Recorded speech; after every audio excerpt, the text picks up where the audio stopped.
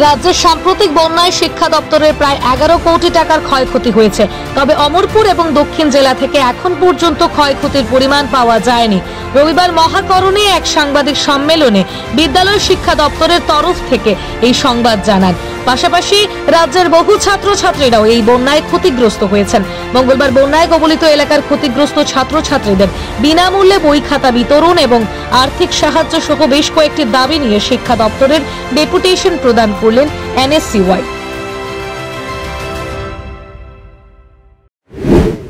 ত্রিপুরা রাজ্যে এবার ত্রিপুরার ইতিহাসে সবথেকে বড় বন্যা এফেক্টেড হয়েছে, যার কারণে মানুষের যে জীবনটা প্রচণ্ড এফেক্টেড। তার সঙ্গে আপনারা অবগত আছেন যে প্রচুর ছাত্রছাত্রীর বই খাতা বা বিভিন্ন পড়াশোনার আইটেম সেগুলো জলের সঙ্গে ভেসে গেছে। তাই আজ আমরা NSCYর পক্ষ থেকে director of higher education, elementary education এবং সেকেন্ডারি এডুকেশনের কাছে আসলাম, যাতে তারা ছাত্রছাত্রীদের ফ্রি অফ কস্ট সমস্ত বই রিপ্লেস করে দেয় এবং দ্বিতীয়ত তাদেরকে ছাত্রছাত্রীদের একটা যাতে ফাইন্যান্সিয়াল অ্যাসিস্ট্যান্স প্রোভাইড করা হয়, একটা আর্থিক সহায়তা যাতে প্রোভাইড করা হয়, যাতে ছাত্রছাত্রীরা তাদের স্টেশনারি আইটেমগুলো কিনতে পারে।